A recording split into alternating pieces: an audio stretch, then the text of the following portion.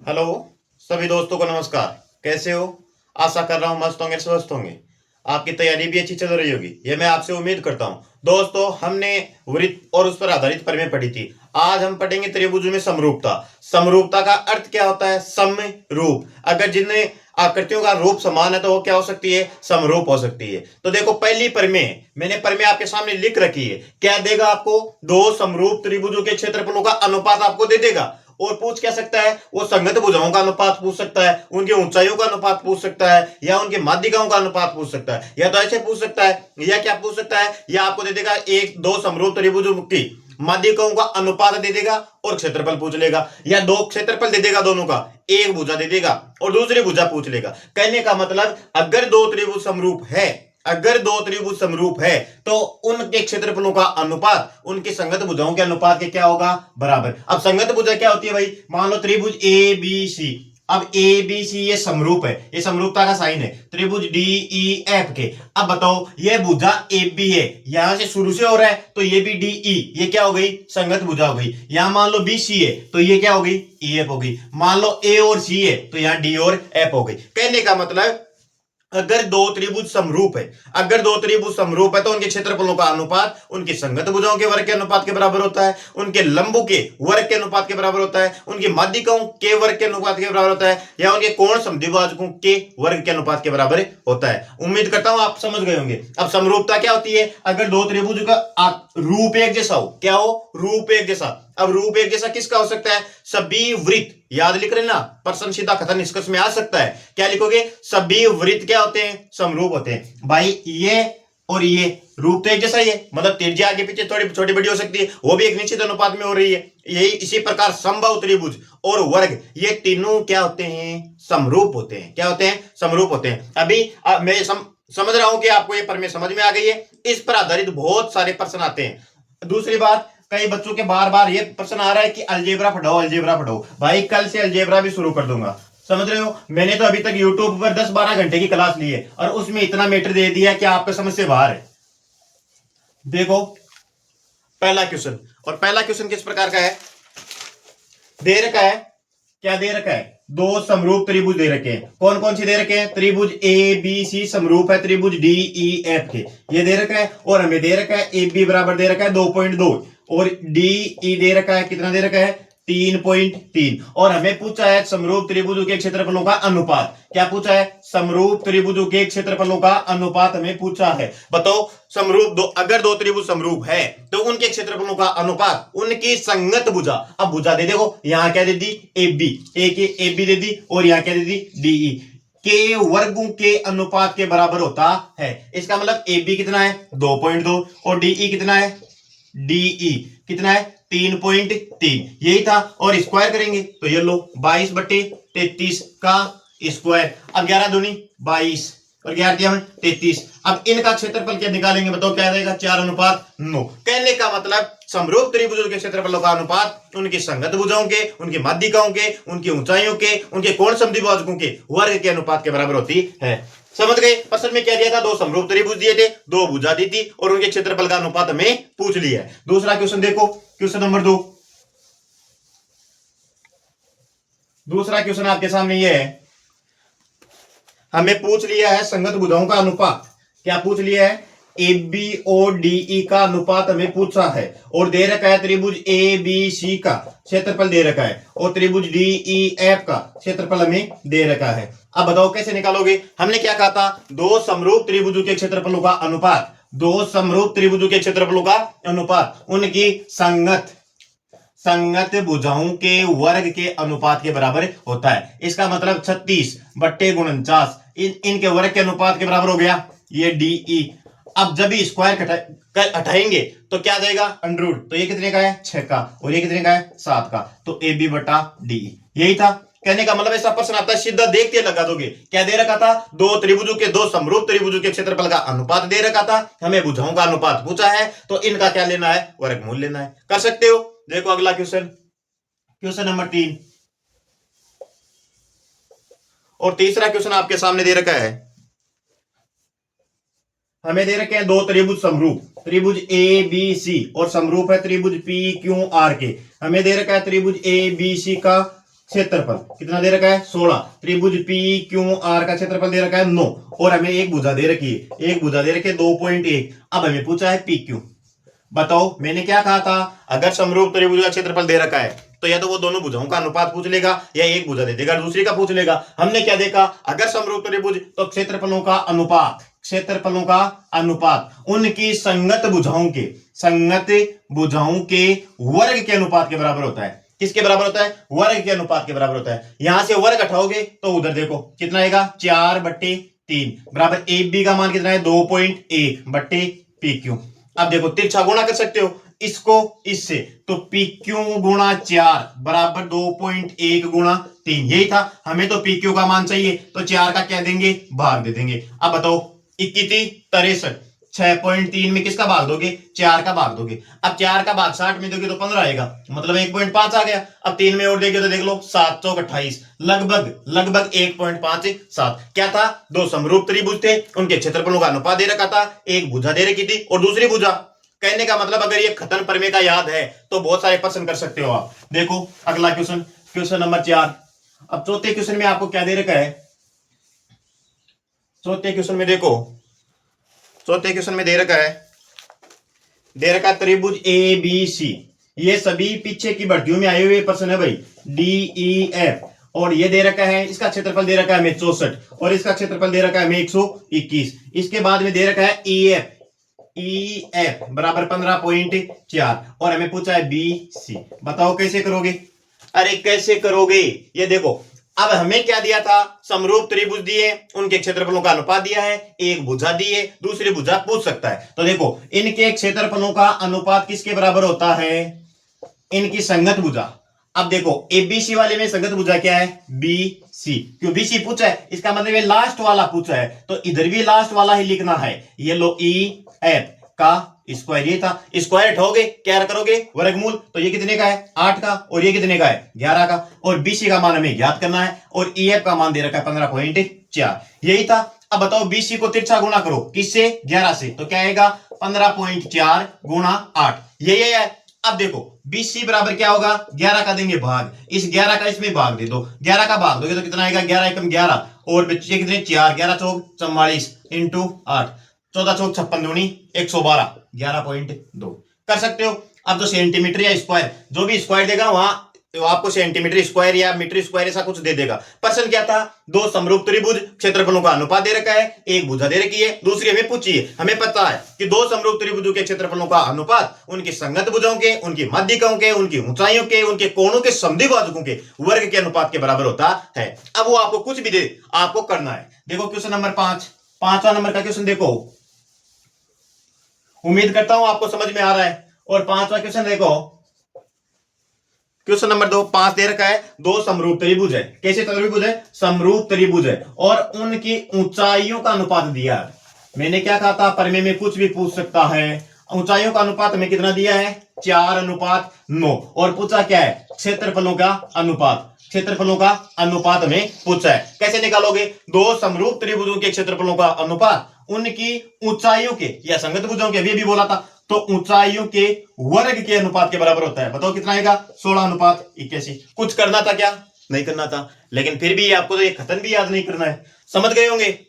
अब भाई अलजेब्रा की टेंशन नहीं लेनी है, कल से मैं अलजेब्रा का भी धुआं निकालेंगे हम। देखो क्वेश्चन नंबर 6 नंबर का क्वेश्चन दे रखा है, यदि दो समद्विबाहु त्रिभुज के दे के दो समद्विबाहु त्रिभुज क्या होते हैं बताओ रे भाई। समद्विबाहु त्रिभुज वो होते हैं जिसमें दो भुजा बराबर होती है। क्या होती है, दो भुजा बराबर, दो भुजा बराबर तो दो कोण बराबर, दो कोण बराबर तो दो माध्यिका बराबर। कहने का मतलब समद्विबाहु त्रिभुज में दो दो बराबर होते हैं, कर सकते हो। अब इनमें दिया है कि शीर्ष कोण बराबर है, समद्विबाहु त्रिभुज क्या है शीर्ष कोण बराबर है, शीर्ष कोण बराबर है। कहने का मतलब ये दो समद्विबाहु त्रिभुज हो गए, इनका ये कोण और इसका ये कोण बराबर है। दूसरी बात, समद्विबाहु त्रिभुज है तो इसकी भी ये भुजा, इसकी ये भुजा, इसकी ये भुजा, इसकी ये भुजा, ये आपस में बराबर होंगे। इसका मतलब ये समरूप वेग नहीं हुए। कहने का मतलब प्रश्न में समरूप त्रिभुज का नाम नहीं दिया है, हमें क्या दिया है दो समरूप त्रिभुजों के शीर्ष कोण बराबर हैं।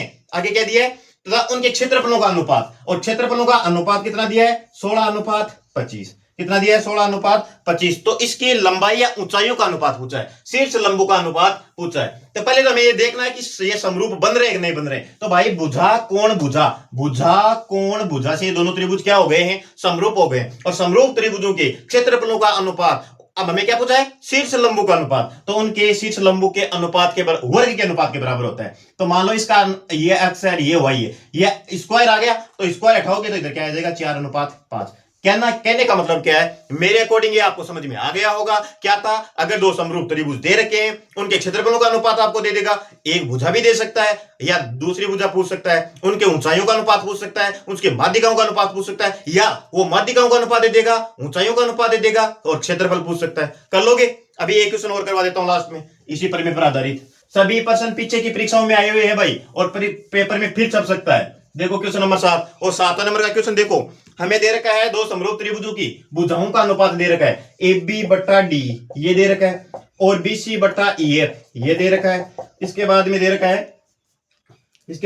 है सी ए बट्टा एफ डी, और इनका अनुपात दे रखा है। और पूछा है कि हमें इनके क्षेत्रफलों का अनुपात पूछा है। क्या पूछा है आप, क्षेत्रफलों का अनुपात पूछा है। देखो दो समरूप त्रिभुजों की भुजाओं का अनुपात हमें दिया है 3:5। हमें पूछा है क्षेत्रफल, और क्षेत्रफलों का अनुपात कैसे होता है, संगत भुजाओं के किसके बराबर होता है, वर्ग के। इसका मतलब 9/9:25। कोई प्रश्न हार्ड था? नहीं था। कहने का मतलब वो समद्विबाहु त्रिभुज अभी मैंने बताया, वो एलडीसी भर्ती में आया हुआ प्रश्न भी है। अब इसके बाद में हम एक दो प्रमेय और पढ़ते हैं। देखो इसके बाद में मैं बताऊंगा आपको क्या बताना है। देखो यह हो सकता है, मान लीजिए दो एक समरूप त्रिभुज है, ये एक त्रिभुज है, ये कौन सा त्रिभुज है, ए बी सी यही है। इसके बाद में क्या कर रहा है वो, मान लो बीसी के समांतर एक रेखा खींच रहा है, डी और ई। अगर ये समांतर है, डीई समांतर किसके, बीसी के, तो ये रेखा इसको समान अनुपातों में विभाजित करेगी। कैसे? अगर आपको तो यही देखना है, कथन याद हो या न हो, अब हमें तो ये देखना है कि डीई समांतर बीसी के है कि नहीं है। कहने का मतलब तो बीच में लाइन खींच रहे, ये भुजा का बराबर है या नहीं है। तो हमें क्या करना है, हमें यह समान अनुपातों में विभाजित करती है। एडी बट्टा बीडी बराबर क्या हो जाएगा, एई बट्टा ईसी। कहने का मतलब अगर यह समांतर, तो यह भुजाओं का अनुपात आपस में क्या होगा, बराबर होगा। और दूसरी बात, इसके अलावा भी हो सकता है, क्या हो सकता है, अगर यह अनुपात दे दे आपको एडी बट्टा बीडी बराबर एई बट्टा ईसी, यह अनुपात आपको दे दे तो हम क्या कह सकते हैं, अगर यह आपको दिया है तो हम कह सकते हैं डीई किसके समांतर है, बीसी के। यह भी हम कह सकते हैं। कहने का मतलब कथन दो है। क्या है, अगर ये समांतर है तो इनका अनुपात बराबर है, अगर अनुपात बराबर है तो ये समांतर है। कर सकते हो। अभी इस प्रमेय पर भी बहुत क्वेश्चन आए हैं, ये समान अनुपातिक प्रमेय है। देखो क्वेश्चन नंबर 8, मैं 8वां क्वेश्चन करवाता हूं आपको। क्वेश्चन नंबर 8 देखो, और पहला क्वेश्चन है इसका, इस प्रमेय पर आधारित है। क्वेश्चन नंबर 8 है और दे रखा है डीई बीसी के समांतर है। सबसे पहले आपको ये प्रश्न में देगा, और दे रखा है कि एडी बट्टे डीबी बराबर 3/5 ये दे रखा है, और एसी का मान दे रखा है 5.6 और पूछा है ए का। मैंने क्या कहा था, जैसे ये समांतर दिखे हमें इस प्रकार खींच लेना है, ये ए, ये बी और ये सी, ये डी और ये ई। डी ई समांतर तो अनुपात क्या होंगे, बराबर। इसका मतलब हम क्या लिख सकते हैं इसको, एडी बट्टे डीबी बराबर क्या हो सकता है, एई बट्टे ई सी, ये हो सकता है। अब बताओ एडी बट्टे डीबी का मान कितना, 3/5, और एई का हमें पूछा है, एई का तो हमें पूछा है।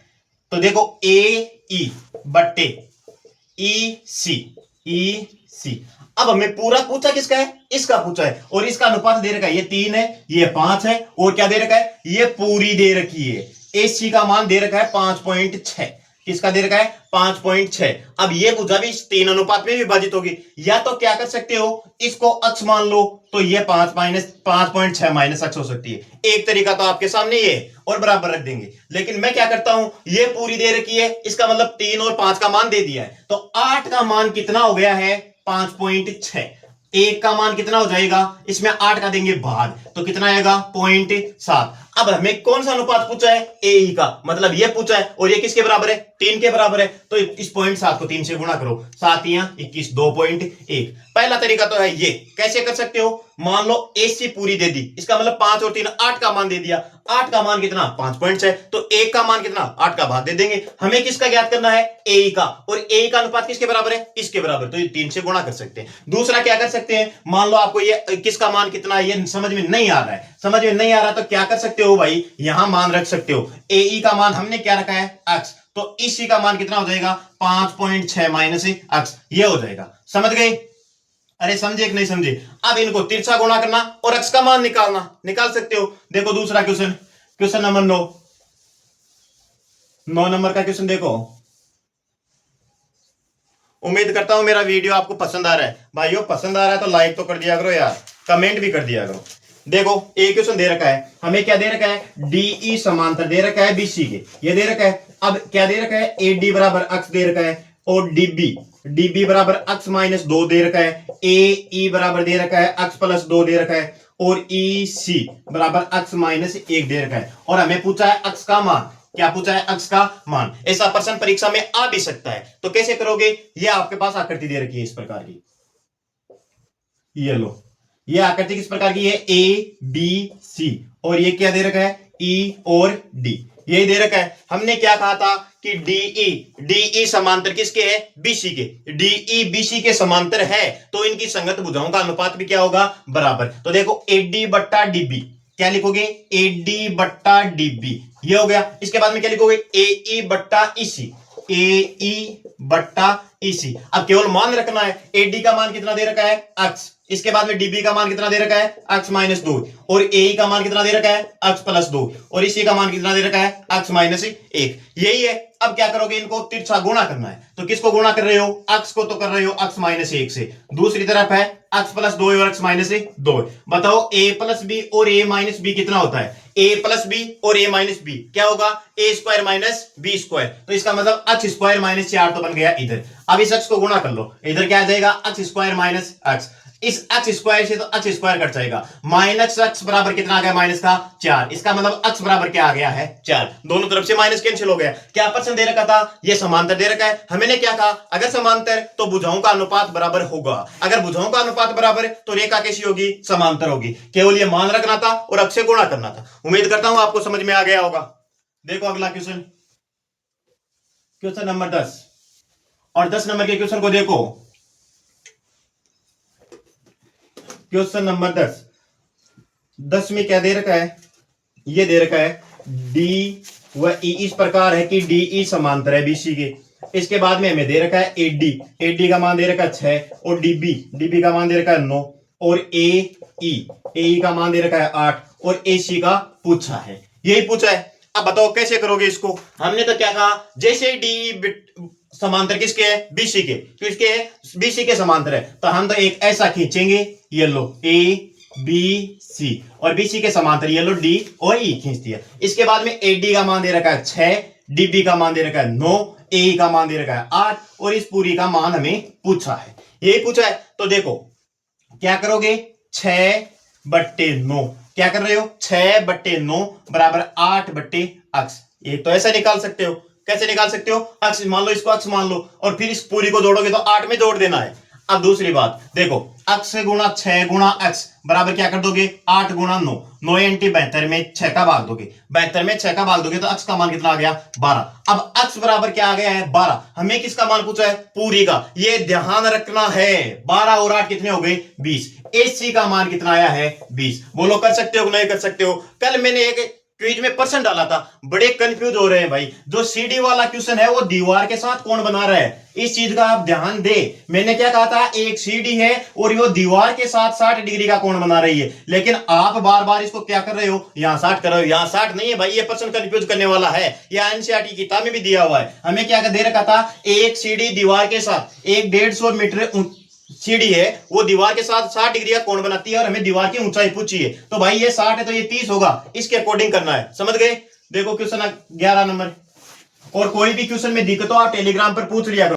जब तक आप प्रश्न पूछोगे नहीं तब तक आपकी समस्या का हल नहीं होगा। पूछने में बिल्कुल हिचकिचाना नहीं है, वरना 1 महीने बाद में अधीनस्थ बोर्ड तो आपको पूछ ही लेगा कि क्या करना है क्या नहीं करना है। देखो अगला क्वेश्चन 11 नंबर का क्वेश्चन दे रखा है डीई समांतर है बीसी के। अब आपको लग रहा है कि एक ही एक टाइप के प्रश्न क्यों करवा रहा है भाई, इतनी प्रैक्टिस कर लो कि क्वेश्चन को देखते समझ में आ जाए कि करना क्या है। और हमें दे रखा है एसी बराबर दे रखा है 20.4 और ईसी पूछा है। मैंने क्या कहा था, जैसे डीई बीसी के समांतर दिखे, क्या दिखे डीई, तो ये लिख लो ए बी सी और ये डीई के समांतर हो गई। हमें क्या दे रखा है 4 और ये 13 दे रखा है। इसके बाद में एसी पूरा दे रखा है, क्या दे रखा है पूरा, और पूरे का मान कितना दे रखा है 20.4 दे रखा है। और हमें पूछा किसका है, इसी का, इसका मान पूछा है और इस पूरे का दे रखा है। इसका मतलब 13 और 4 17 का मान दे रखा है और 17 का मान कितना दे रखा है 20.4 दे रखा है। इसका मतलब एक का मान कितना हो जाएगा 20.4 बटे 17 ये हो जाएगा। अब हमें किसका पूछा है, हमें पूछा, हमें ए का मान निकाल लिया है। किसका मान निकाल लिया है,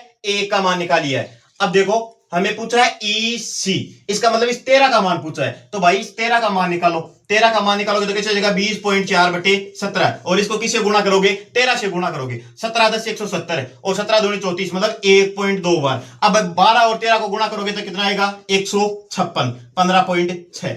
समझ में आएगा मैंने कैसे किया। या तो आप इसको कैसे करते अक्स मानते फिर 20 माइनस 4 बटे माइनस अक्स हो जाएगा, फिर इनका अक्स का मान निकालते। मैंने क्या किया, ये 4 और 13 दे रखा था, ये पूरी दे रखी है, ये पूरी दे रखी है, इसका मतलब इस पूरी का मान दे रखा है। समझ गए, 13 4 और 17 का मान हमें 20.4 दे दिया। अब हमें किसका ज्ञात करना था, इसी का। इसका मतलब इसी का अनुपात किसके बराबर है 13 का, तो हम इस 13 का मान ज्ञात करना चाहते हैं। समझ गए। अगर आपको ये तरीका नहीं आ रहा है तो भाई इसको अक्स मान लेना और इसको अक्स मान लेना, इसको 20 माइनस 20.4 माइनस अक्स कर लेना, फिर देख लेना 4 बटे 13 बराबर अक्स बटे 20.4 माइनस अक्स। ऐसे भी आप कर सकते हो। अभी देखो क्वेश्चन नंबर 12 नंबर का क्वेश्चन देखो, ये लो क्वेश्चन नंबर 12। ये इस टाइप का एक लास्ट क्वेश्चन मैं बता देता हूं।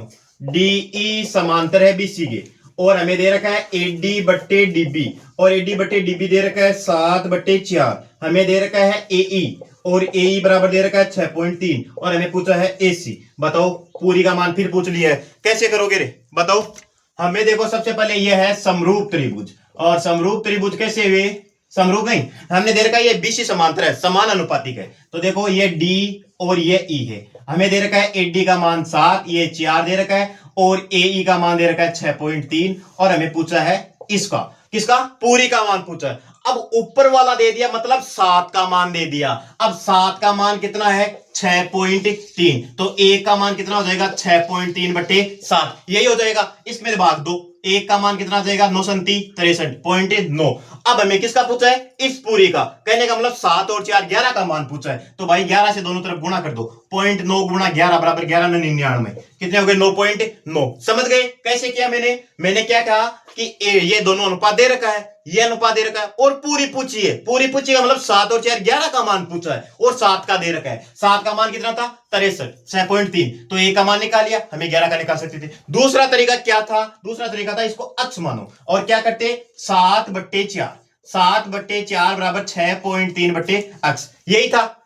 अरे यही करते, फिर अक्स का मान निकलने के बाद में इसको जोड़ते। तो देखो कैसे निकलता, ये निकाल दो, अक्स गुणा 7 बराबर क्या होता 6.3 गुणा 4, यही था 9 63 और 9 चौक 36, ये 3.6 आ गया। कितना आ गया 3.6, अक्स 3.6 आ गया और ऊपर क्या दे रखा है 6.3, यही तो दे रखा है, जोड़ो इनको 9.9। ऐसे भी आ सकता था, कर सकते हो आपको जिस प्रकार आ रहा है। मेरे अकॉर्डिंग वो सीधा रहता कि 7 और 4 11, इसका मतलब 7 का मान ये दिया 11 का पूछ रहा है, कर सकते हो। देखो अगला क्वेश्चन आपको करना है और आपको कमेंट बॉक्स में उसका आंसर देना है। उम्मीद करता हूं अगर आपने 20-22 मिनट अच्छे से वीडियो को सुना है तो ये इस प्रश्न को देखते ही उड़ाओगे।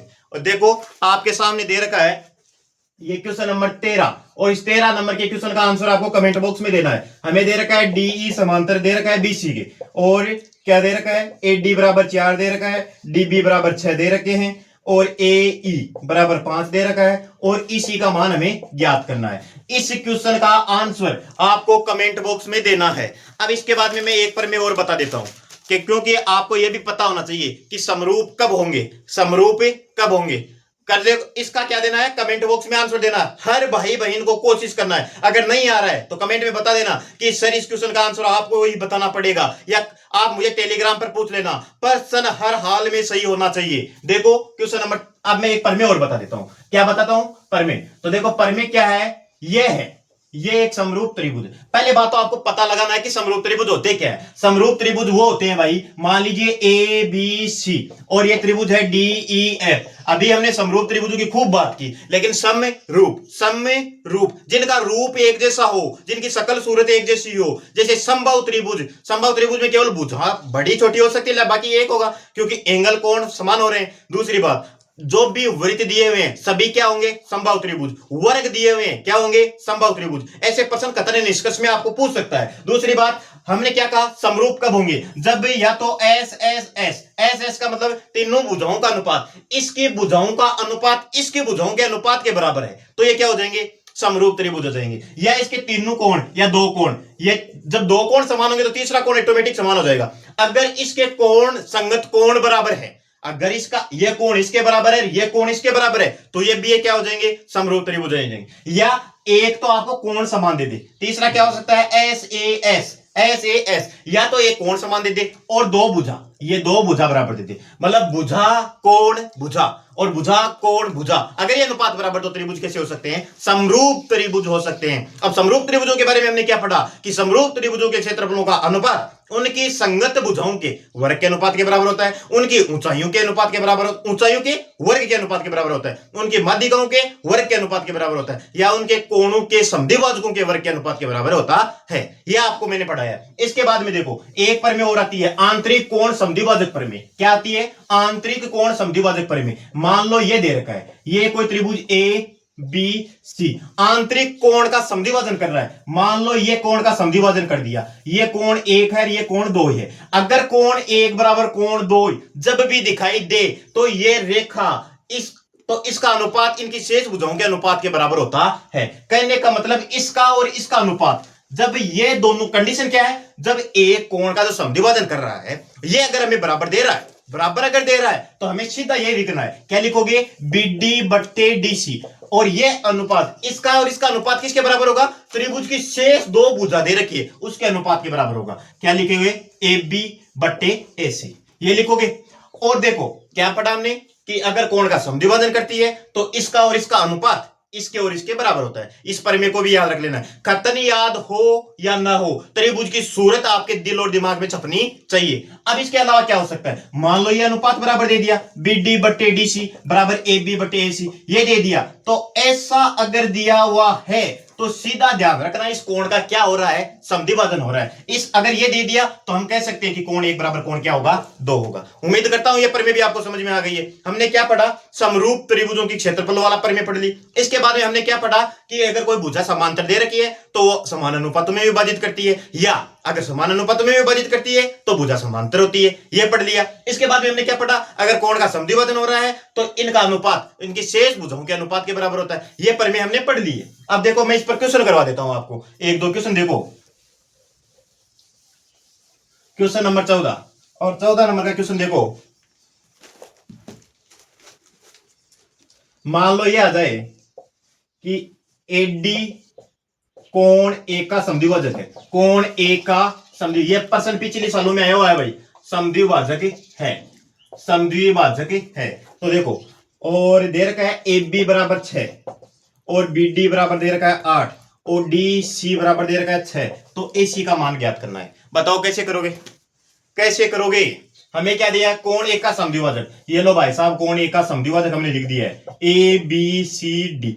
ए डी कोण ए का समद्विभाजक है, इसका मतलब कोण एक और कोण दो बराबर है, ये हमें दे दिया। अगर ये है तो हमने क्या कहा? बी डी बट्टा डी सी बराबर ए बी बट्टा ए सी, यही था। मतलब बी डी बट्टा डी सी बराबर क्या होगा? ए बी बट्टा ए सी। क्यों होगा? क्योंकि हमें दिया है कोण का क्या है? समद्विभाजन है। तो अब देखो बी डी का मान कितना है? 8 और डी सी का मान कितना है? 6। ए बी का मान कितना है? ए बी का मान भी कितना दे रखा है? 6 और ए सी का मान हमें ज्ञात करना है। बताओ भाई, 6 6 36, 8 गुणा एसी, 8 गुणा एसी बराबर कितना हो गया? 36 और एसी बराबर इस 8 का क्या दे देंगे? भाग। तो बताओ 18/4 9/2 4.5 कितना आएगा?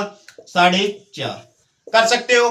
कहने का मतलब इस प्रमेय पर क्या आएगा? कोण का समद्विभाजन दे देगा तो ये अनुपात पूछ लेगा। अनुपातों में भी 3 भुजा का आपको माप देगा। उम्मीद करता हूं आपको समझ में आ रहा है। अभी एक क्वेश्चन लास्ट और क्वेश्चन करवा देता हूं। 15 नंबर का क्वेश्चन देखो, 15 नंबर का क्वेश्चन जो हाइट एंड डिस्टेंस वाले में चलता है, मीनार ऐसा कुछ पढ़ा है क्या आपने? प्रश्न क्या है सुनो, 12 मीटर लंबाई वाले ऊर्ध्वाधर स्तंभ की, ये 12 मीटर ऊर्ध्वाधर एक स्तंभ है, क्या है? स्तंभ की छाया की लंबाई, इसकी छाया की लंबाई दे रखी है हमें कितनी? 8। भाई जी एक खंभो है, क्या है? खंबा, और इसकी छाया पड़ रही है ए, हमें इतना दिया है। इसके बाद में पूछा है उसी समय एक मीनार है, ये लो मीनार, और उसी समय मीनार की छाया की लंबाई दे रखी है 56, कितनी दे रखी है? 56, और हमें पूछा है ये ऊंचाई। प्रश्न पीछे सुनो, कई बच्चों को प्रश्न में प्रॉब्लम होती है। प्रश्न इस प्रकार है कि 12 मीटर लंबाई वाले ऊर्ध्वाधर स्तंभ की भूमि पर छाया की लंबाई 8 है, उसी समय मीनार की छाया 56 मीटर है, तो मीनार की ऊंचाई ज्ञात करो। हम कैसे करेंगे बताओ भाई, कैसे करोगे? ये अनुपात ही दे रखा है, कहने का मतलब ऊनियन कोण बराबर बनेगा, और ये समकोण बन रहे हैं भाई। ऊर्ध्वाधरी तो खड़ी होगी जो खंबा ये है, इसका मतलब ये दो कोण बराबर हो गए, समरूप हो गए। कहने का मतलब ऐसा प्रश्न जब भी आता है सीधा दिमाग में छपना चाहिए कि समरूप त्रिभुज है, समरूप त्रिभुजों की इनका अनुपात, संगत भुजाओं का अनुपात भी क्या होता है? बराबर होता है। हमने क्या पढ़ा था? अगर संगत भुजाओं का अनुपात बराबर तो समरूप, अगर संगत कोण बराबर तो क्या होंगे? समरूप, अगर कोण भुजा कोण तो समरूप। इसका मतलब जो 12/8 है, जो 12/8 है वो इसके h/56 के बराबर है। मैंने तो ये पढ़ा है। अब बताओ 8 7 56, इसका मतलब h बराबर क्या हो जाएगा? 12 गुणा 7, और 12 संति 84 मीटर। कर सकते हो। कहने का मतलब मैंने समरूपता की 3-4 परमें आपको बताइए। पहली परमें फिर सुनो, मैं एक बार क्विक रिवीजन करवा देता हूं। क्या था? दो समरूप त्रिभुजों के क्षेत्रफलों का अनुपात, यह अगर आपको दिया है तो एक भुजा भी दे सकता है, तो संगत भुजाओं के वर्गों के अनुपात के बराबर, माध्यिकाओं की ऊंचाइयां या शीर्ष लंबों के वर्ग के अनुपात के बराबर हो सकता है। समझ गए? इसके अलावा कोणों के समद्विभाजकों के वर्ग के अनुपात के बराबर हो सकता है। एक परमें हमने ये पढ़ी। दूसरी परमें हमने क्या पढ़ी? दूसरी पढ़ी कि ए बी सी एक त्रिभुज दे दिया जाए, डीई समांतर दे दे बीसी के, तो अगर ऐसी कंडीशन आपको दे रखी है तो हम क्या करेंगे? उनका अनुपात बराबर करेंगे। क्या क्या था? AD/DB बराबर AE/EC, और अगर ये बराबर है तो भुजा कैसी? समांतर। तीसरी पर में हमने पढ़ी, अगर कोण का समद्विभाजन दे रखा है, अगर कोण का समद्विभाजन दे रखा है तो नीचे वाला अनुपात शेष दो भुजाओं के अनुपात के क्या होगा? बराबर होगा। इसके अलावा हमने वृत्त में भी पढ़ा था। वृत्त में क्या क्या परमें पढ़ी थी? वृत्त में हमने ये पढ़ा कि अगर जीवा समान तो वो केंद्र छेद दूरी समान होती है, अगर जीवा समान तो केंद्र पर कोण समान डालेगी, अगर वृत्त की सबसे बड़ी जीवा क्या होगी? व्यास होगी। कर सकते हो। इसके बाद में हमने क्या पढ़ा था? स्पर्श रेखा, कोई बाह्य बिंदु है तो वहां से स्पर्श रेखा की लंबाई बराबर होती है। एक और यह पढ़ा कि त्रिज्या और स्पर्श रेखा एक दूसरे के क्या होती है? लंबवत होती है। इसके बाद में हमने पढ़ा चक्रीय चतुर्भुज, चक्रीय चतुर्भुज के सम्मुख कोण क्या होते हैं? संपूरक होते हैं। तो कर सकते हो। एक चक्रीय चतुर्भुज क्या हो सकता है? इसके चारों शीर्ष अगर ये वृत्त पर है तो वो चक्रीय चतुर्भुज हो सकता है। चक्रीय चतुर्भुज के सम्मुख कोण संपूरक होते हैं। चक्रीय चतुर्भुज की एक भुजा को आगे बढ़ाने पर बनने वाले बहिष्ठ कोण का मान उसके सामने वाले अंतराभिमुख कोण के बराबर होता है। हमने ये इतना पढ़ा है। उम्मीद करता हूं मेरा प्रयास आपको अच्छा लगा है। अगर प्रयास अच्छा लगा है तो कमेंट बॉक्स में बता देना कि हमें क्या करना है क्या नहीं करना। अगला टॉपिक हमारा अलजेब्रा रहेगा। कल की क्लास आपके सामने अलजेब्रा की होगी। चलो मिलते हैं अगले वीडियो में, तब तक धन्यवाद।